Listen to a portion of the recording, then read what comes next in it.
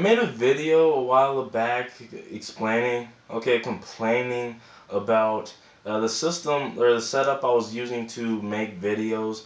And to be specific, I was running a Pentium with a 4 gigabytes of RAM, and it just wasn't great for what I was trying to do. You know, it's decent for simple tasks, and it's a good PC for, you know, low power usage. But for creating YouTube videos on a regular basis, it just wasn't doing it for me, and I just couldn't get out HD videos.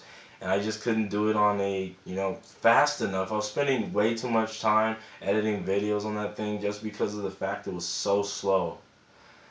So today I have a review of a PC that I've been using for a little less than a month now, which you can probably see right there behind me, and it's the Dell XPS 8700.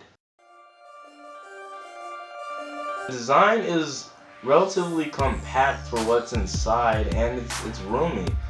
It's sporting the XPS logo on the side, of course, and it's black. It's all black. It has the fingerprint magnet plastic, glossy plastic on the front, and the matte plastic on the side.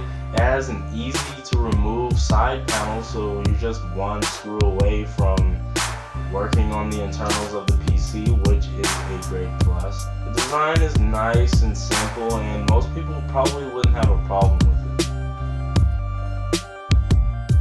As far as specs go, this is one of the top tier PCs that Dell manufactures, and this particular model contains a 4th generation i7 processor, which clocks in at 3.4 gigahertz and can overclock itself at 3.9 gigahertz. It's a quad-core processor with hyper-threading, so 4 virtual cores, so essentially it's an 8-core processor. 8 gigabytes of DDR3 RAM. It contains a 460 watt or 550 watt power supply. It doesn't really specify.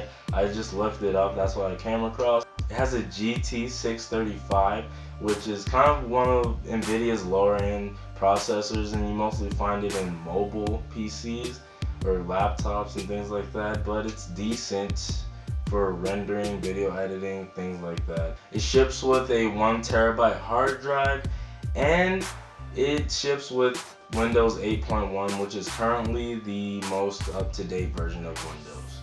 When it comes to ports, this thing has all the stops from SD card readers, 4 USB 2.0 ports, and 6 USB 3.0 ports, and these things can max out at 5,000 gigabits per second each. So you can have an external hard drive USB 3.0, you can read things off of it very quickly, transfer files very quickly, and it's just a really convenient feature to have.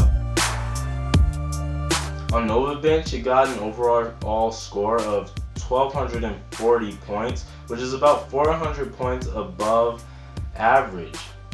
I can speak to the performance of this system for myself, having used it for a while now, and it renders video like a beast. Okay, 1080p in a matter of minutes if you have a short video, and I just love it. You can add effects and it will not have a problem rendering things.